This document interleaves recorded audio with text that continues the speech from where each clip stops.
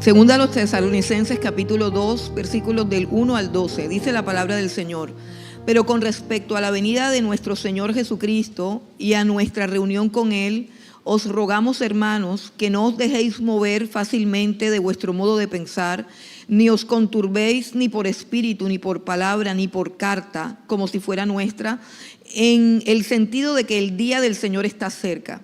Nadie os engañe en ninguna manera, porque no vendrá sin que antes venga la apostasía y se manifieste el hombre de pecado, el hijo de perdición, el cual se opone y se levanta contra todo lo que se llama Dios o es objeto de culto, tanto que se sienta en el templo de Dios como Dios, haciéndose pasar por Dios.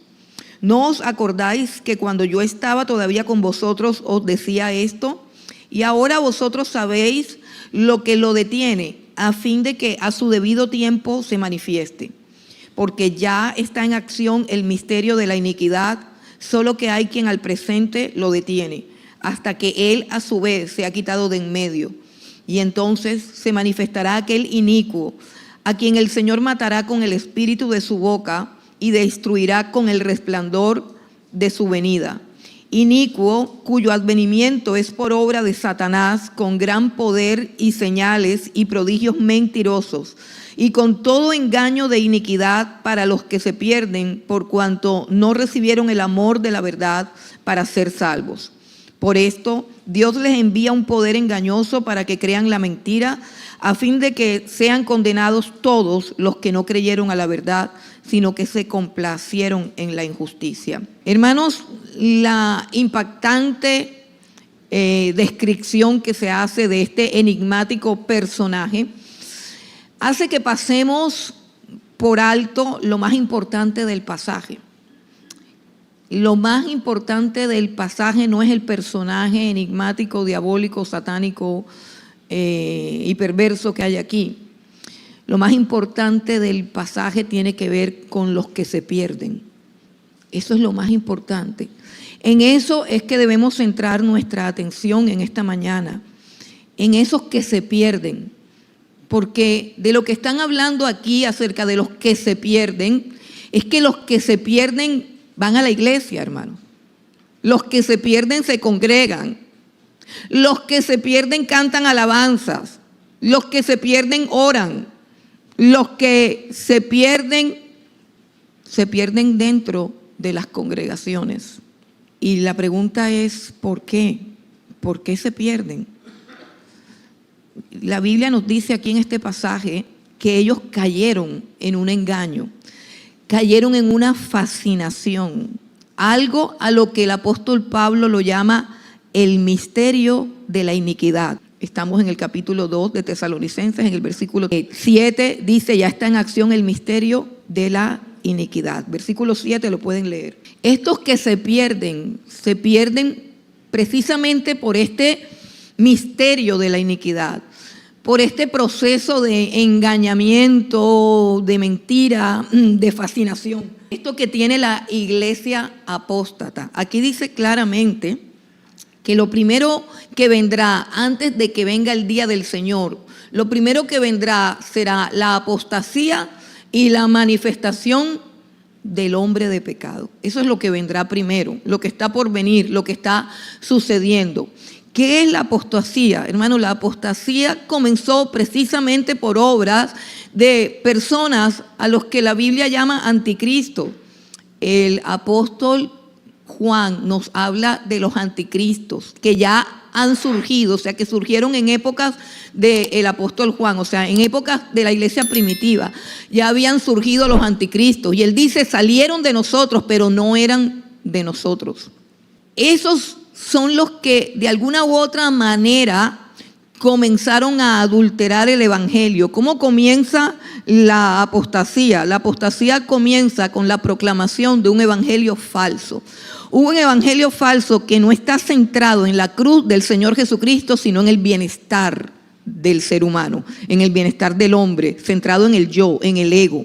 Un Cristo falso, que no es el Cristo de la Biblia y no es el Cristo que va a venir, no es el Cristo verdadero, es un Cristo falso que le ruega a las personas que lo dejen entrar, y que una vez que te encuentras con ese Cristo falso, Él se convierte como en el hada madrina tuya, como en el ayo, como el que tiene que cumplir con todos tus anhelos y tus deseos. Y inclusive hay gente hasta que se molesta cuando el Señor Jesucristo no obedece. Ese Señor Jesucristo no existe. Ese es un Cristo falso. Ese es un Cristo mentiroso. Eso es un Cristo que han prefabricado y no es el verdadero Cristo, que es Señor de todo lo que existe, Señor de todo lo creado, y frente al cual o delante del cual se doblará toda rodilla y toda lengua confesará que Él es el Señor. Un Cristo falso, un evangelio falso, y por consiguiente una adoración falsa que está llena de efectos especiales para imitar, reproducir de manera artificial movimientos pseudoespirituales. Una adoración falsa centrada también en el bienestar y en las emociones y en las sensaciones de los hombres, y no en la obra del Calvario, y no en la obra del Señor Jesucristo. ¿Cómo sé yo que la adoración es falsa? Pues se están produciendo porque todo se está alterando y todo se está falsificando.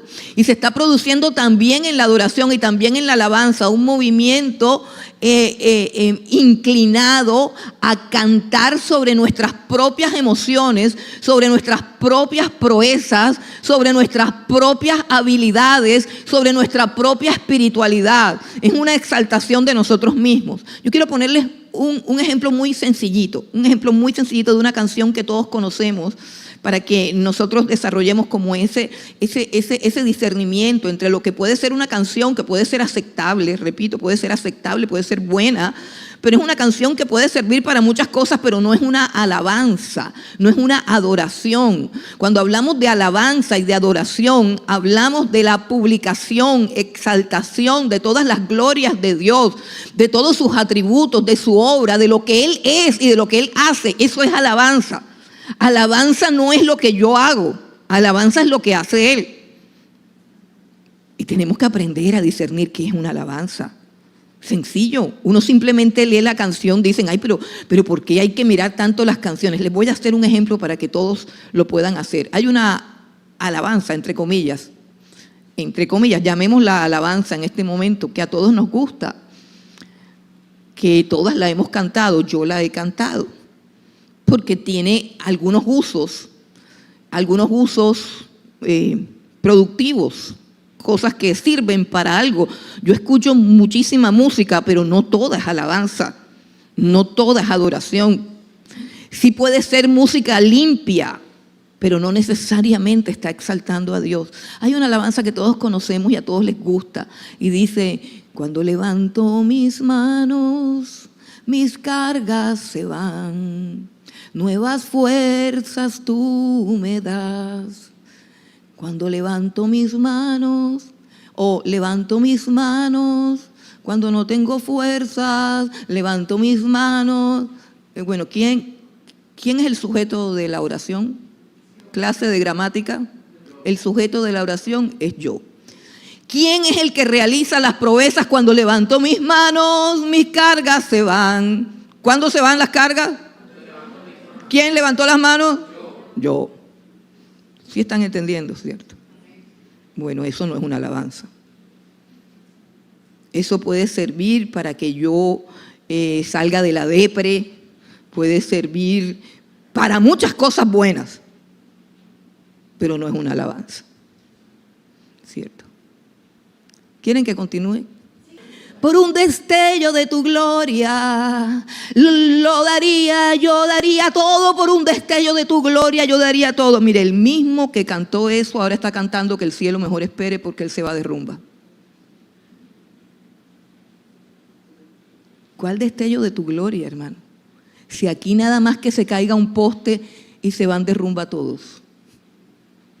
¿Cuál destello de tu gloria? Entonces, ahí la canción ni es una exaltación de Dios, sino una exaltación de sí mismo, y también es una exaltación de una falsedad acerca de sí mismo, porque uno no está dispuesto a dar toda la vida por un destello de su gloria, porque aquí Miren, poca gente que no vino.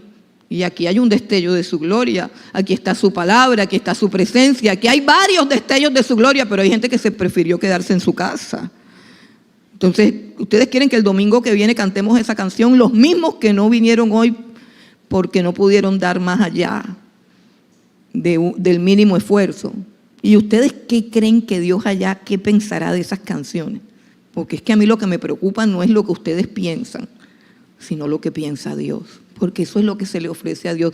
Ahora, de la puerta para allá, usted puede cantar lo que usted quiera. Usted puede cantar levanto mis manos, usted puede cantar que seas mi universo, usted puede cantar todas las mentiras y las carretas con las que usted mismo se quiera engañar, usted puede hacer como quiera. Pero cuando nosotros adoramos a Dios tenemos que exaltar las verdades, y la única verdad es lo que Él es. Dios es veraz y todos nosotros somos mentirosos. El único veraz es Dios. Entonces, si vamos a alabar, ¿para qué me voy a alabar yo si yo no soy digna de alabanza? Tengo que alabar al que es digno, a la alabanza que es verdadera, la alabanza que de verdad tiene poder y autoridad porque es cierta con respecto a lo que Dios es y con respecto a lo que Dios hace. Entonces tenemos un evangelio falso, un Cristo falso, una adoración falsa y todo completamente falso. Eso se llama la apostasía y es supremamente fácil conseguir todos esos elementos en un solo lugar. Hay diferentes ministerios que trabajan con esas tres cosas: evangelio falso, Cristo falso y adoración falsa. Eso es algo que impulsa las emociones, ¿cierto? Entonces tú llegas y bueno, eso es toda una terapia, eso es una terapia porque es una terapia espiritual o más bien almática, yo la llamaría almática, supremamente emocional. Tú llegas, tú cierras los ojos así y entras como en un trance, así. Y luego tú sales de aquí, vuelves a la vida real y tu vida pues no cambia, tú igual. El mismo que estuvo en el trance aquí con los ojos cerrados, ese mismo va y habla de cuanta cosa, chistes vulgares, bromas de mal gusto, de doble sentido, habla del vecino, habla del prójimo, difama a todo el mundo y acá. Entonces esa es una adoración falsa porque es una adoración donde te encuentras con un Dios falso que no te cambia, porque el Dios falso no te cambia. Realmente no has entrado a su presencia realmente, porque nadie que entra a su presencia podrá salir igual de ella. Nadie, absolutamente nadie. El verdadero Dios transforma. No es que yo me vuelva buena, no, es que su presencia es tan grande, tan poderosa y tan fuerte que no puedo volver a ser la misma después de estar en su presencia ni después de oír su palabra. El plan del anticristo, el plan de las tinieblas, el misterio de la iniquidad. La idea es que tú creas que estás adorando a Dios, pero en realidad te estás adorando a ti mismo.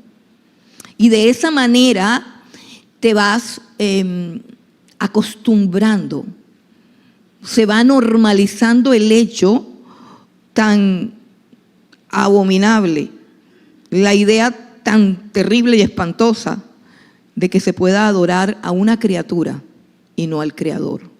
Y de esa manera la mentalidad de las personas se va moldeando, se va acostumbrando a una adoración mentirosa, a una adoración falsa, a una adoración centrada en tu propio yo, en tu propio ego. Eso es lo que es la apostasía. Luego viene y dice, sí, el versículo número 3 dice: sin que antes venga la apostasía y se manifieste el hombre de pecado, el hijo de perdición, el cual se opone y se levanta contra todo lo que se llama Dios o es objeto de culto, tanto que se sienta en el templo de Dios como Dios, haciéndose pasar por Dios. El misterio de la iniquidad se manifiesta a través de la apostasía. Se manifiesta al interior de la iglesia, se manifiesta al interior de las congregaciones. El enemigo va tomando posesión de la palabra, del púlpito, de la adoración, de toda cosa que se relacione con Dios. Dice, se levanta contra todo lo que se llama Dios. En otras Biblias dice contra todo lo que tiene el nombre de Dios, o sea, contra todo lo sagrado, contra todo lo divino, la adoración, la predicación, la oración, la alabanza, todo lo que es sagrado, todo lo que le pertenece a Dios, contra eso está el misterio de la iniquidad, contra eso viene Satanás. Él no anda en las discotecas, hermano, porque las discotecas todas son de él y él no necesita cuidar a los que son suyos. Él anda en el lugar que él anhela. Escuche, hay un lugar donde Satanás quiere estar. ¿Sabes dónde quiere estar Satanás? Aquí donde me puso Dios quiere estar. Aquí él quiere estar.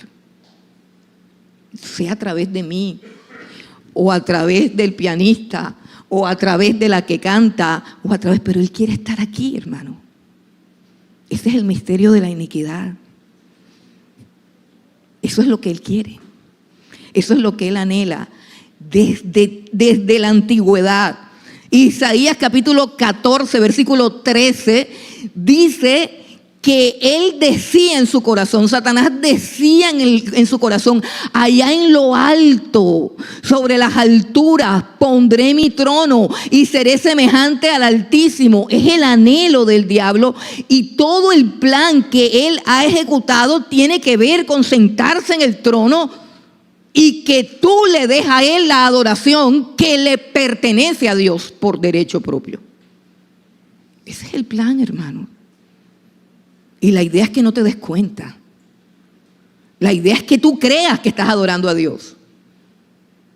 Que tú de verdad estés engañado y creas que estás adorando a Dios, pero no es a Dios, no es al Dios verdadero al que estás adorando. Él usurpa el trono de Dios, pervierte la adoración, pervierte todo lo que se relaciona con Dios, pervierte todo lo sagrado, lo contamina. Satanás no soporta la adoración verdadera porque es la codicia para él. Hermanos, su plan, el plan de Satanás es una vulgar copia del plan de Dios.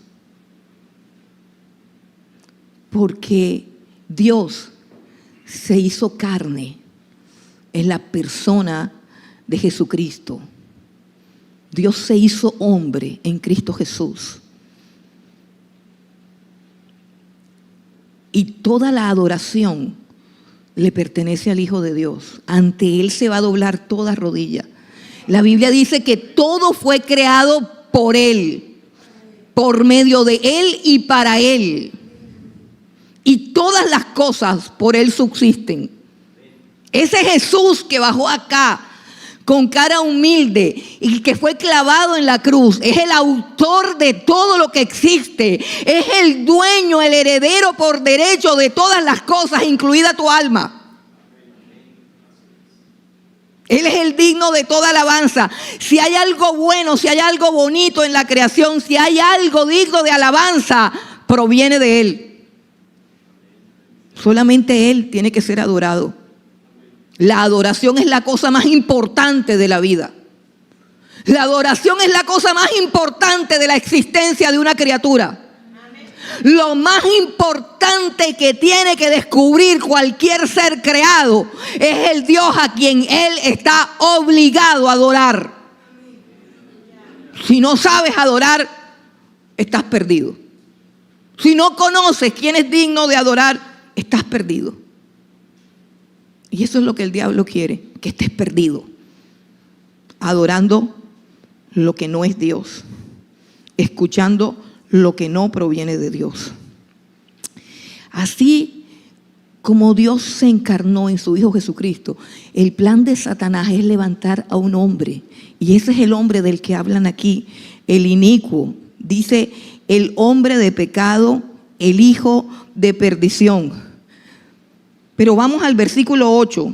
Dice, y entonces se manifestará aquel inicuo, a quien el Señor matará con el espíritu de su boca y destruirá con el resplandor de su venida. Inicuo, cuyo advenimiento es por obra de Satanás con gran poder y señales y prodigios mentirosos. La venida del anticristo es por medio del poder de Satanás. Satanás es el que sustenta al inicuo. Lo sustenta con los poderes que les fueron conferidos por Dios. poderes que usa para destrucción, para perversión, y que los usa en su odio terrible hacia Dios. Y como no lo puede descargar, lo tiene que descargar en el hombre. El odio que Satanás siente por Dios lo descarga en el hombre, porque el hombre es imagen de Dios. De esa manera él sacia su odio, su rabia, su sed de vengarse de que era, pero ya no es.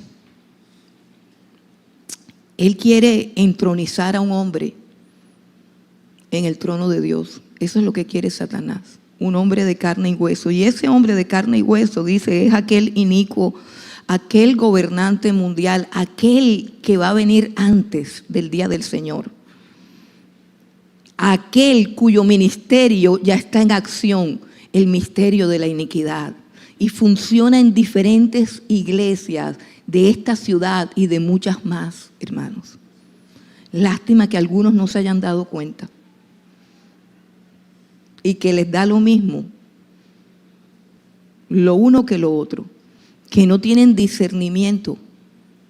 Es una lástima, de verdad que es una lástima. El Señor me hablaba de estas cosas esta mañana y me recordaba un día importante que hubo en la historia de esta congregación, y eso fue hace poquito. ¿Recuerdan cuando cambiaron el poste y no hubo luz? ¿No sabía Dios que si cambiaban el poste aquí no iba a haber culto? Claro que sabía. ¿No es Dios soberano sobre todos los postes de la ciudad? Claro que es soberano. Ay, pero ese poste lo han podido cambiar a otra hora. Pero ese poste lo cambiaron el día en que Dios dijo, aquí hoy no hay culto. ¿Alguno de ustedes se ha sentado a pensar en eso? Porque yo me senté a pensar y descubrí la razón. Porque ese día cada quien cogió para donde cogerían en caso de una persecución. ¿Usted se ha puesto a pensar que puede venir una persecución donde se cierren las iglesias y usted para dónde va a coger? Pues ese día yo supe para dónde iban a coger varios. Algunos buscaron lo que amaron, lo que aman. Otros buscaron lo que quisieron buscar. Fue el último domingo del mes pasado, ¿cierto? Imagínense que estuviesen frente a una, una entrevista. Yo sería muy mala para esas entrevistas porque yo soy despistada de las fechas. Y que le preguntaran, ¿qué hizo usted el último domingo de septiembre? ¿Dónde estabas a las 10 de la mañana el último domingo de septiembre? ¿Qué contestaría? ¿A dónde te llevó el viento? Cada quien tomó su decisión. Salieron a la luz muchas cosas. Y yo ahora es que vengo a entender. Porque ¿saben qué? Yo le doy gracias a Dios que el problema no era yo. ¿Y sabe por qué le digo que el problema no era yo? Porque a mí Dios me mandó a hacer lo único que yo sé hacer, lo único que sirvo es para esto, y me mandó a hacer eso mismo que se hace, me lo mandó a hacer a otro lugar. Así que mi ministerio no depende de nadie que esté aquí sentado, sino de Dios, que le da la gana usarme, y todavía yo no sé por qué. Pero el problema no era yo. El problema es que no estamos discerniendo quién somos. Y el problema es todavía más grave, hermano. El plan de Satanás es una vulgar imitación del plan de Dios, de entronizar a un hombre para que todo el mundo lo adore, para que todo el mundo lo exalte. Y créame que ya hay iglesias donde adoran hombres. Ya las hay, hermano. Ya hay iglesias donde el hombre es intocable, donde el hombre tiene que ser, mejor dicho, adorado prácticamente. Solo que no se han dado cuenta. Solo que no se han dado cuenta, porque esto funciona con engaño, esto funciona como con un encantamiento, esto funciona como con una mentira. Y la gente no se da cuenta. Ahora, ¿cómo culminará ese plan? Porque lo que estamos haciendo es un recorrido a vuelo de pájaro de ese señor, porque realmente lo que vamos a hablar no es de ese señor, sino de los que se pierden. Ok. ¿Cómo culmina el plan? Como para que no queden así como admirados acerca de este Señor que se manifestará con gran poder, señales, prodigios mentirosos y con todo engaño de iniquidad.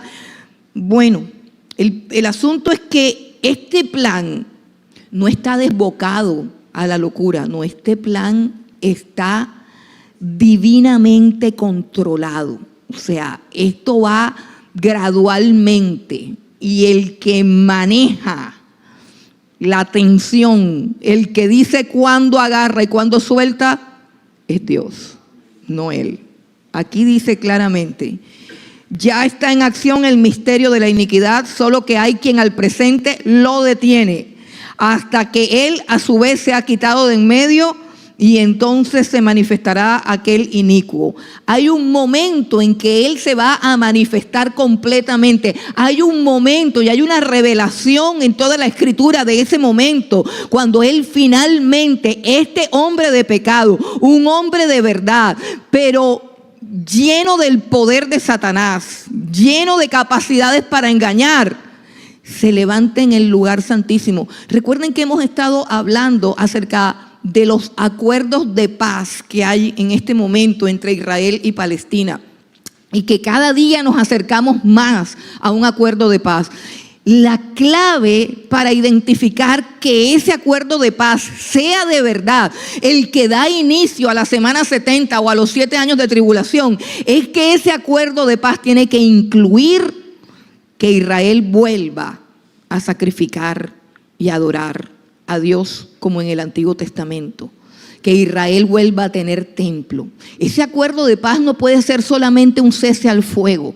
Ese acuerdo de paz no puede ser solamente devolver los rehenes. No, el acuerdo de paz implica lo que Israel quiere, levantar el templo de nuevo.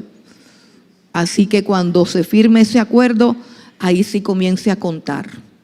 Comience a contar. Y la Biblia dice que a partir de ese acuerdo, 3,5 años exactamente, sucederá algo que la Biblia llama la abominación desoladora, y es cuando este plan de Satanás llegue a su clímax, cuando este hombre se quite la careta que todo el mundo le está viendo y diga: yo quiero ser adorado aunque yo no soy el verdadero Hijo de Dios, aunque yo no soy el Dios verdadero, me tienen que adorar a mí, y todo el mundo va a ser marcado y todo el mundo va a ser sellado y tienen que adorar a la bestia y todo ese asunto que es para los que se pierden, para los que se pierden, para los que se pierden. El plan, ¿cómo culmina? Cuando esto haga, comenzarán los 3,5 últimos años de este mundo, del fin del mundo, y habrá una tribulación, una angustia, se derramarán todas las copas de la ira, todos los juicios de Dios se derramarán sobre la humanidad, y habrá un caos tan terrible sobre los que se pierden, hermanos. Pero finalmente, al final de los 3 años y medio, dice claramente que vendrá el Señor. Dice que el Señor lo matará con el espíritu de su boca y lo destruirá con el resplandor de su venida. ¿A quién? A ese inicuo. Lo matará con el espíritu de su boca y lo destruirá con el resplandor de su venida. La agenda de ese plan está controlada por Dios. La agenda de ese plan está dirigida por Dios. Aunque es la agenda de Satanás, Dios está soberano sobre esa agenda. Y el diablo no puede avanzar sino a la velocidad que Dios le ponga. Y no puede ir sino hasta donde Dios le pida. Pero llegará un momento en que Dios lo suelta para que haga todo lo que quiere hacer. Como cuando no hay culto y puedes hacer todo lo que quieres hacer. Así suceden las cosas, simplemente, y a veces no nos damos cuenta. ¿Cuáles son los poderes que hay detrás de este plan? Mire, el versículo 9 dice: inicuo cuyo advenimiento es por obra de Satanás, con gran poder y señales y prodigios mentirosos. Hermanos, el poder que tiene de seducción el poder que tiene de convicción, el poder que tiene de engaño. Vea, al que le gusten los milagros, al que le guste el billete, al que le gusten las emociones fuertes. Y ya estamos hablando de que la iglesia apóstata nos prepara para ser 100% almáticos. Si no hay humo, no siento nada. Si no tocan la melodía que me gusta, me aburro. Si no es mi predicador favorito, me duermo. Todo almático. Todo es lo que a mí me gusta. Todo es mi ego. Bueno, si ya estamos acostumbrados a eso, el poder del engaño, el poder del hechizo que hay sobre esto, es mucho más fácil. Es mucho más fácil para Satanás cautivar personas así, con milagros, con prodigios. Mire lo que dice Mateo, capítulo 24. Vamos un momentico a Mateo, capítulo 24. Mateo 24, 24. Dice así: porque se levantarán falsos cristos y falsos profetas, y harán grandes señales y prodigios. ¿Sí ve? Grandes señales y prodigios. De tal manera que engañarán, si fuere posible, aún a los escogidos. Miren, esa es la gente que no, ya vamos a saber qué es lo que pasa y por qué pueden engañar tan fácilmente así. Bueno, tan fácilmente no, porque sí hay milagros, grandes señales, grandes prodigios. O sea que Satanás va a desatar todo su arsenal. O sea, al que le guste el show, y estamos hablando de una iglesia acostumbrada al show, al que le guste el show va a tener el show del siglo. Al que le guste el humo va a tener humos inimaginables, colores inimaginables. Al que le guste el espectáculo, prepárese, porque va a presenciar algo nunca visto. Al que mide la unción por la capacidad de hacer milagros, sacar demonios, hacer sanar enfermedades y todo eso, prepárese, que viene lo máximo. Viene lo máximo. Él viene capacitado con todas esas cosas. Y esas personas que si no ven eso se aburren o se duermen, bueno, ya están listas, ya están preparadas para recibir semejante trampa, semejante engaño. Satanás es padre de mentira y es experto en engaño. Su mayor arma es la capacidad que tiene para engañar y la capacidad que tiene para mentir. Y hay gente que le encanta el engaño. Y hay gente que todavía negocia con la mentira. Ojo con la mentira, ojo con el engaño, ojo con la falsedad. Pero todos estos poderes y todo este engaño, todo este hechizo, toda esta locura, ¿a quiénes va dirigido? Óigase bien, ¿a quiénes va dirigido? O sea, habla de que tiene una meta. O sea, es algo que va para personas especiales. Lo acabo de decir, pero quiero que lo leamos. Dice, con todo, versículo 10, léalo en su Biblia, y con todo engaño de iniquidad, ¿para quiénes? Para los que se pierden. Pero ¿esos quiénes son? ¿Esos quiénes son? ¿Dónde están? Yo comencé diciéndole que los que se pierden van a la iglesia, cantan alabanzas, adoran, diezman, ofrendan, como la mayoría de los que estamos aquí. ¿Cierto? Pero ¿qué los diferencia? Si también van a la iglesia y también cantan alabanza, ¿qué diferencia a los que se pierden de los que no se pierden? Ay, que estamos nosotros aquí, los que no nos perdemos. No, aquí puede haber gente que ya está perdida. ¿Cuál es la diferencia? Dice, con todo engaño, vuelva a leer el versículo 10, con todo engaño de iniquidad para los que se pierden, por cuanto no recibieron el amor de la verdad para ser salvos. No recibieron el amor de la verdad. Oye bien lo que te voy a decir. ¿Recibieron la verdad? Sí, pero no la amaron. Recibieron la verdad, sí, pero no la amaron. Esa es la diferencia de los que se pierden. Los que se pierden también van al culto, pero no aman la verdad. Puedes examinar tu corazón ahora. Si es que tienes una Biblia por ahí. Si no tienes la Biblia, no examines nada porque ya es evidente de que tú amor por la verdad no tienes. No, pero es que yo la tengo. ¿Dónde? Hermano, yo este libro que tengo aquí hasta lo beso. Yo no sé si me estaré volviendo loca o qué. Pero yo este libro hasta lo beso. Así cuando nadie me ve.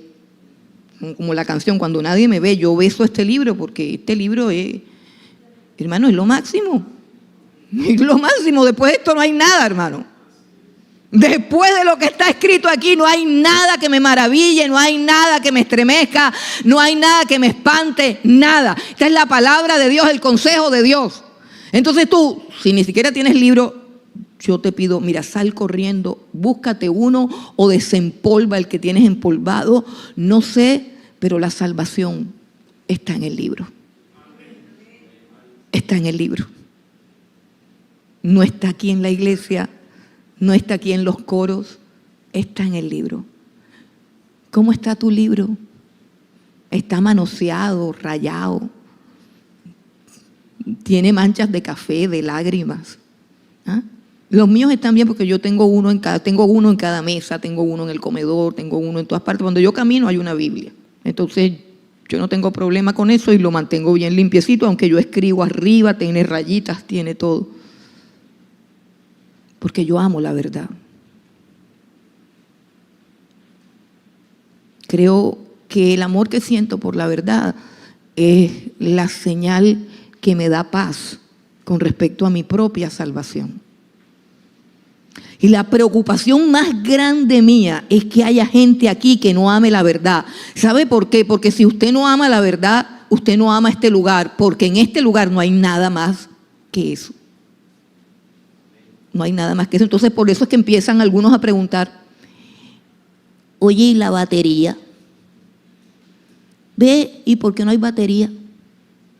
Ve, ¿y por qué no hay tambor? Ve, ¿y por qué no hay de esto? Pues porque nada de eso salva, hermano. Lo que salva es la palabra de Dios. Ahora, si usted quiere donar la batería, me avisa. Yo le digo dónde la venden. Pero yo no voy a invertir en batería cuando no hemos recibido todavía el amor de la verdad. Yo invertí fue en esta palabra, que Dios me ordenó que se las diera gratis, pero yo tuve que pagar. Y para juicio de muchas personas, esta escuela es gratis. Digo para juicio, ¿por qué?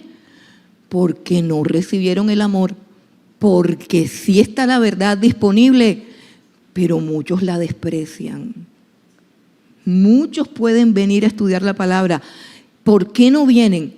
Porque no tienen amor por la palabra. Si amaras la palabra, organizaras tu vida de tal manera que pudieras disfrutarla, porque la palabra realmente se disfruta. La palabra es un deleite. Bienaventurado el varón que no, sino que en la ley de Jehová está su deleite. Y en ella medita día y de noche. Y será como un árbol plantado junto a corrientes de agua, que da su hoja a su tiempo, su hoja no cae, que da fruto a su tiempo. Y nunca podrá caer bajo ningún hechizo de ninguna iglesia apóstata. ¿Por qué? Porque su deleite no está en las luces de colores, ni en los artistas que vienen, sino en la palabra del Dios Santo que permanece para siempre. No recibieron el amor de la verdad. Ese es el problema de los que se pierden. No recibieron el amor de la verdad. ¿Para qué, hermano? Para ser salvos. ¿Cómo así? Entonces los que no aman la verdad no son salvos. No, hermano, porque es la verdad la que salva. Entonces los que aman la verdad no son libres, los que no aman la verdad no son libres. No, porque Jesús dijo, conoceréis la verdad y la verdad te hará libre. Lo que salva es la verdad. Pero no sola, sino cuando la amas y la abrazas. Yo los observo y yo veo sus caritas porque esta es una iglesia pequeña, porque es la iglesia de los que aman la verdad. Y esos no son un pocotón, esos son poquitos. Más sin embargo, hay algunos cuyo amor se va enfriando, ¿sí? Se va enfriando, se va como pasmando. ¿Por qué? Pues porque ella misma produce ese deleite. Es decir, si tú no degustas esta palabra, por ejemplo, si yo tengo problemas de apatía, frialdad, flojera, no quiero orar, no me quiero levantar. ¿Cuántos tienen problemas de esos a veces? A mí me da, a todos nos da. Bueno, ¿qué hago yo? Yo sé que de mi boca no va a salir nada. Yo sé que de mi boca no va a florecer nada. ¿Por qué? Porque mi alma está seca. Usted no se ha levantado con el alma seca. A mí me pasa. Lo que pasa es que si usted la tiene seca, usted se queda ahí fresco de la vida, pero yo no puedo darme ese lujo, porque yo tengo que venir aquí a alimentar al pueblo de Dios. Entonces yo no me puedo dar esos lujos de, ay no, yo hoy no tengo ganas de orar. Yo hoy voy a ver televisión todo el día, voy a dormir todo el día, porque uno tampoco se puede dar tanta mala vida. Pues yo no puedo nunca hacer eso. Yo nunca puedo hacer esa gracia que muchos de ustedes hacen de manera continua, frecuente y a veces permanente. Entonces, cuando yo me levanto así, con ganas de dormir plácidamente y olvidarme de todo, yo agarro esta Biblia, porque esta Biblia es poder de Dios, porque esta Biblia es Espíritu de Dios. Toda ella, dice, toda ella es inspirada por Dios. Y la palabra inspirada no es de pronto la palabra más correcta para que lo entiendan. La palabra más correcta, y yo no sé por qué no la han traducido así, pero bueno, yo no soy traductora, pero la palabra correcta para que entendamos qué es la palabra de Dios es que la palabra de Dios es exhalada por Dios. Ustedes saben que Dios creó al hombre, lo amasó con sus manos y luego sopló sobre él aliento de vida. La palabra de Dios tiene el aliento de Dios. ¿O es que alguien puede hablar sin aliento? Cuando usted habla, sale el aliento de su boca, la voluntad de su corazón, sale todo lo que usted es. De la abundancia del corazón, dice Jesús, habla la boca.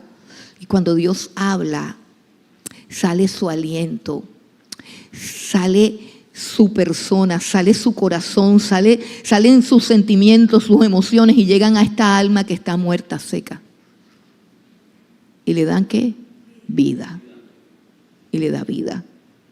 Por eso es que la amo, no porque yo sea perfecta, sino porque ella me soluciona todos los problemas de mi alma. Todas las miserias de mi espíritu las soluciona la palabra de Dios. No me canso de darle gracias a Dios de que podamos leerla cuando por allá en Corea del Norte matan a la persona que le encuentren una Biblia.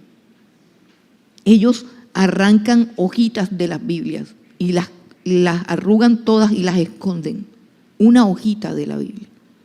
Y usted tiene Biblia en todas las versiones, habidas y por haber. Y le cuesta trabajo buscar a Dios. El amor de la verdad salva. Versículo 13. Ahora saltamos al versículo 13. Y dice, pero nosotros debemos dar siempre gracias a Dios respecto a vosotros, hermanos amados por el Señor, de que Dios os haya escogido desde el principio para salvación mediante la santificación por el Espíritu y la fe en la verdad. La salvación la da el amor por la palabra. Y la santificación la da la fe en la palabra. Mire lo que dice, mediante la santificación por el Espíritu y la fe en la verdad. ¿Cuál es la verdad? Esta Biblia es la verdad. Esta Biblia es la verdad. ¿Cuál es la palabra del Espíritu? Esta Biblia. Esta Biblia. fue exhalada por Dios, por el aliento de Dios, por el Espíritu de Dios.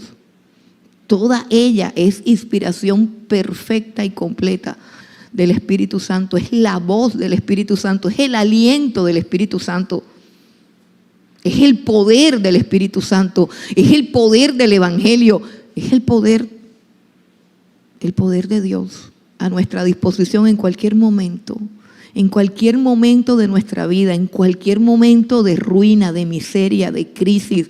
Todos esos momentos de nuestra debilidad fueron inventariados por Dios y hay provisión para ellos, pero está aquí en la palabra, hermano. Aquí en la palabra, tú decides si te dejas llevar, tú decides si te dejas ir o si amas la palabra, irás a buscarla, irás a buscar ayuda, irás a buscar socorro. El amor de la verdad salva y el amor a la verdad santifica. Por lo tanto, el amor a la verdad es la salvación del creyente. No es que cante, no es que predique, no es que adore, es a quién le cantas, de quién predicas, a quién adoras. Al único que solamente puede ser conocido a través de esta palabra. Si tú no amas esta palabra, tú no amas a Dios. Si tú no amas esta palabra, tú no conoces a Dios. Si tú no amas esta palabra, tú no puedes adorar. Sabes cantar, pero no sabes adorar. Si tú no amas esta palabra, no tienes nada dentro, hermano. No tienes nada dentro, no tienes nada en el corazón. Jesús dijo alguna vez a los fariseos: y ustedes no tienen mi palabra en sus corazones. Y una de las oraciones que hacía el apóstol Pablo es que la palabra de Dios haya cabida en vuestros corazones. Que no se quede ahí en la mente, ahí merodeando de ¿será que es así o no es así? No, que la palabra de Dios descienda a tu corazón y que la atesores y que la ames. Eso es salvación, hermano. Los que se pierden no amaron la verdad, no amaron la palabra. Entonces, ¿qué dice? Que Dios les envía a ellos. Versículo 11. Por esto Dios les envía un poder engañoso para que crean la mentira. ¿Quién envía el poder? Mire, el poder es de engañar, es del diablo, porque Dios es el camino, la verdad y la vida. Eso dijo Jesús. Jesús dice: yo soy el camino, yo soy la verdad, yo soy la vida. Pero de Satanás se dice que él es mentiroso y padre de mentiras. Así que el que envía el engaño es el diablo.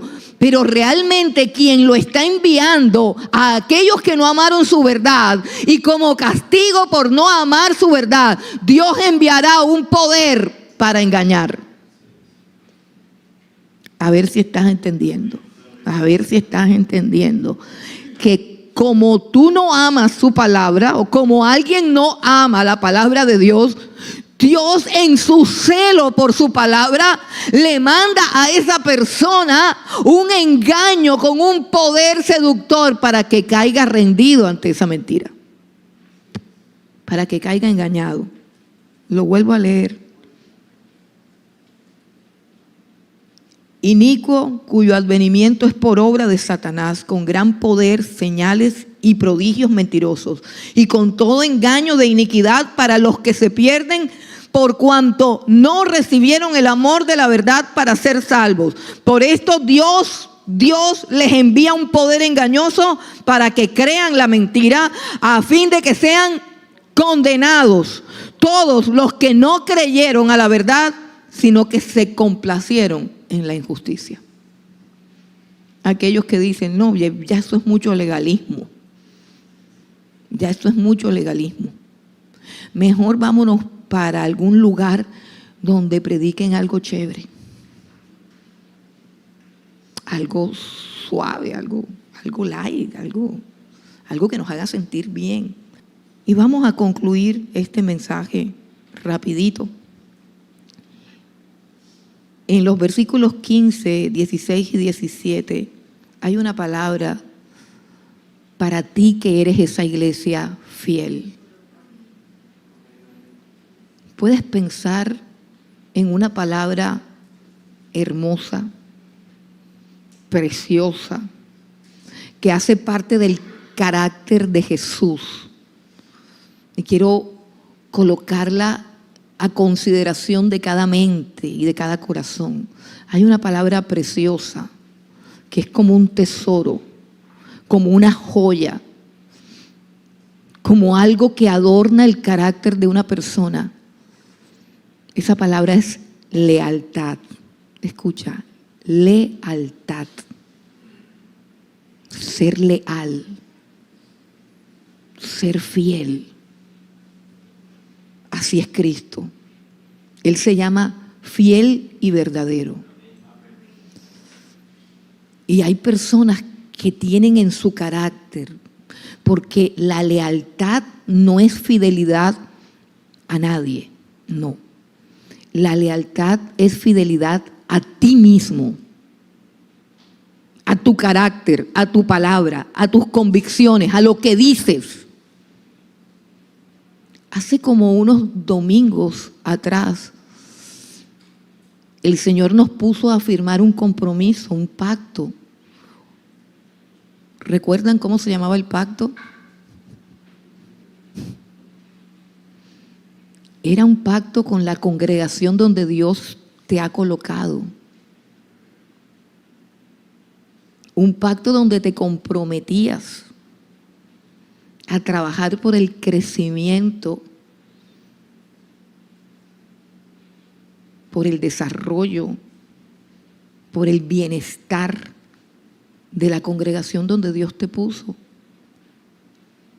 ¿Cómo vas con ese pacto? Porque, repito, el carácter de Dios es fidelidad. Y no fidelidad a mí ni a nadie, sino a ti mismo. A ti mismo. ¿Sabe que cuando un hombre y una mujer se casan, ellos juran fidelidad el uno al otro? Pero esa fidelidad no tiene sentido del uno hacia el otro, porque tanto el uno como el otro fallan.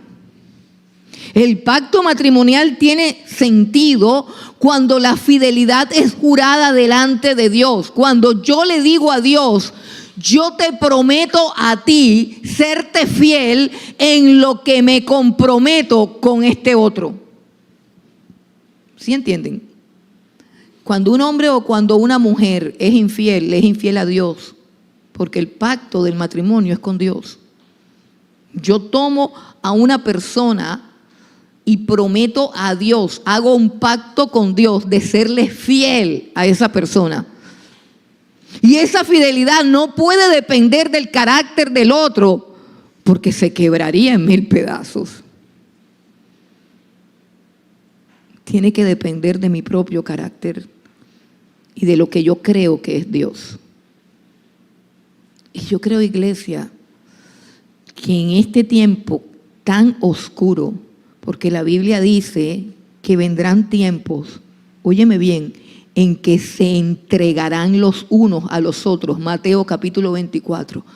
La tribulación no solamente viene, o los últimos tiempos no solamente vienen con guerras, con terremotos, con hambrunas, no solamente con eso, sino que viene con traición y violencia, que es el carácter de los hombres de los últimos tiempos, traidores. Por eso la lealtad es una virtud que tiene que ser abrazada, como cuando abrazas a Cristo. Tienes que ser de una sola pieza, iglesia. Tienes que ser coherente con lo que dices y más con lo que firmas. Quiero terminar con la exhortación que el apóstol Pablo hace a la iglesia fiel, porque sé que de pronto las palabras son muy duras, pero son necesarias. Y dice así, versículo 15 al 17, segunda de Tesalonicenses capítulo 2, y dice, así que hermanos, estén firmes, retengan la doctrina que han aprendido, estén firmes, retengan la doctrina que han aprendido, no anden saltando. En los postreros días, dice la Escritura, se amontonarán maestros con comezón de oír. En los postreros días, dice la Escritura, no sufrirán la sana doctrina, porque la sana doctrina es sufrida, es cristocéntrica. Pero no la sufrirán. Estos son los postreros días. Estos son los postreros días, y Dios dice a esta iglesia que debes estar firme, que debes retener la doctrina que has aprendido, sea por palabra o por carta nuestra. La doctrina que hemos aprendido es de estas cartas, la de Pablo, la de Pedro, la de Juan, el Mateo, el Marco, el Santiago, el Apocalipsis. Si tú no lo verificas ahí, eso es una situación tuya. Pero es mi responsabilidad delante de Dios que yo esté exponiendo lo que dice aquí y no lo que a mí me parece. Aunque al exponer lo que digo aquí frente a personas que no tienen una Biblia abierta y que crean que soy yo, me ha costado muchísimo problema. Porque confundes, repito, el mensaje con el mensajero. Y son dos cosas diferentes. El mensajero es imperfecto, pero la palabra es perfecta. Tú no tienes que cargar con el mensajero. Yo voy a comparecer ante el tribunal de Cristo por aparte, sin ti. Tú tienes que cargar es con el mensaje. Y tú a Dios le das cuenta del mensaje. ¿De qué hiciste con la verdad? ¿La amaste, la atesoraste, la despreciaste, la adulteraste, la suavizaste? ¿Qué le hiciste a la verdad? Iglesia fiel, dice la palabra del Señor, mantente firme. Mantente firme y retén la doctrina que has aprendido, porque es la doctrina de las cartas del apóstol Pablo que están escritas aquí, y toda la ley y toda la palabra de Dios. Abrázala. No tienes posibilidad de que te pierdas a menos de que lo quieras hacer. No tienes posibilidad. Tienes una Biblia, tienes la verdad en tus manos. Tú decides qué hacer con esa verdad. Y luego una promesa del Señor. Dice el versículo 16, y el mismo Jesucristo, Señor nuestro, y Dios nuestro Padre, el cual nos amó y nos dio consolación eterna y buena esperanza por gracia, conforte nuestros corazones y nos confirme en toda buena palabra y obra. Hermanos, si tú estás viendo la predicación como algo muy fuerte, como algo muy duro, como que, ay, eso me dieron una limpia, me dieron una no sé qué. Está diciendo la Biblia que el mismo Señor Jesucristo te dará la fuerza. Escucha lo que dice la Biblia. No sabemos cuántos días nos faltan en esta tierra. Nosotros no sabemos si Cristo viene mañana, pasado mañana o el mes que viene. Nosotros no sabemos cuántos días nos quedan aquí. Ahora mismo ni siquiera sabemos si el próximo domingo hay culto. No sea que se dañe otro poste. No lo sabemos, hermano. Pero la Biblia dice que hay una promesa para ti. Dice el mismo Señor Jesucristo. El mismo Señor Jesucristo que te amó. Mira, y que te ha dado una consolación eterna. Una consolación eterna. No vas a tener que pagar por tus pecados porque Él ya pagó.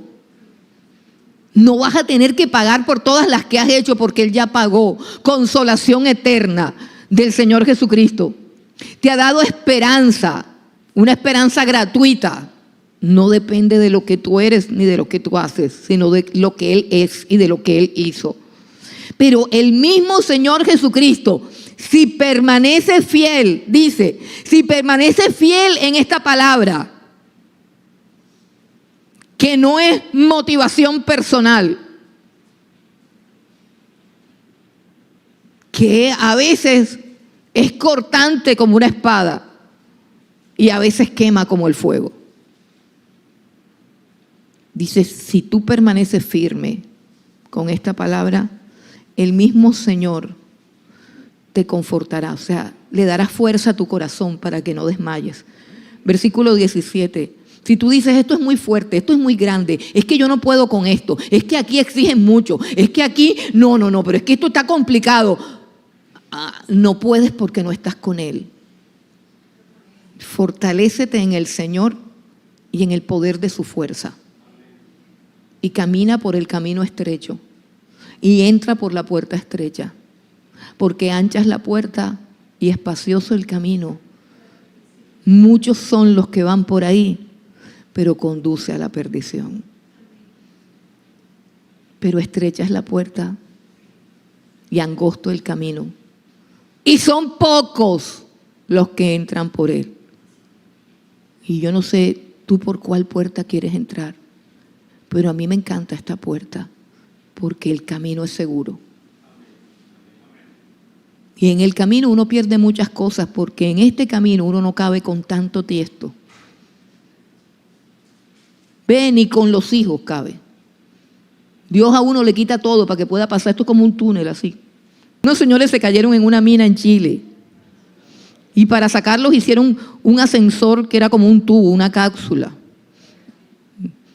Y ellos tenían que entrar a la cápsula solitos. Ellos no pueden decir, ay, es que yo acá tenía mis zapaticos, es que el osito, la pijamita. Entraban así como por un tubo, solitos. Sin nada. Sin nada viniste a esta tierra y sin nada vas a salir de acá. Así que en vano te afana por almacenar, por conseguir, por alcanzar. Busca primero el reino de Dios y su justicia y todo lo demás Dios te lo dará por añadidura, pero deja de estar buscando lo que no se te ha perdido y abraza lo que ya es tuyo. Abraza lo que ya es tuyo. La Biblia dice que de Dios es la salvación. De Dios es su palabra. Abraza al Señor. El mismo Señor Jesucristo confortará tu corazón y te confirmará para toda buena palabra y obra. Escucha bien, el Señor Jesucristo te dará fuerzas para vivir conforme a esta palabra. Te dará fuerzas para entrar por la puerta estrecha. Te dará fuerza para avanzar por el camino estrecho. Y te dará fuerza para hacer el bien, para ser leal, para ser recto, para ser justo, para vivir en integridad. Pero eso no lo tienes sin Él. Y mucho menos sin su palabra. Sin su palabra no somos nada. Tinieblas.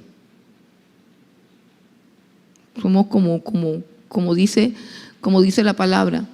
Como la flor del campo, pero la palabra campo suena muy lindo. Básicamente a lo que se refiere es a la flor del monte. ¿Tú sabes cuál es la flor del monte? Amanece y después te pasa en la noche, ya no hay, se secó.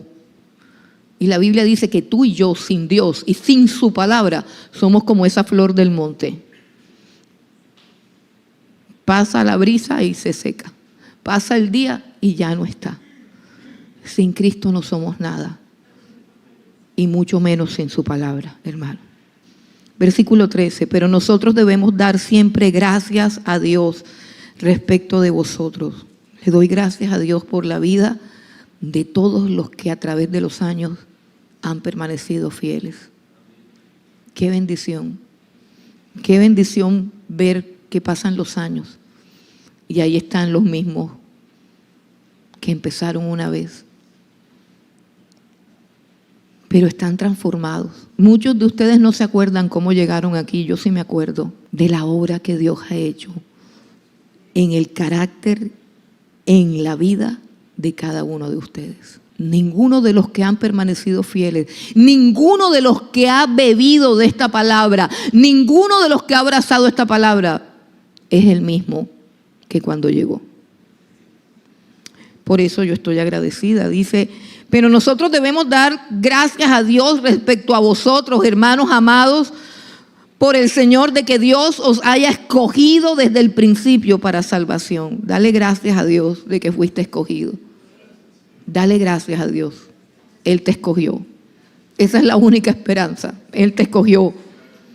Te escogió desde el principio para salvación mediante la santificación por el Espíritu y la fe en su verdad.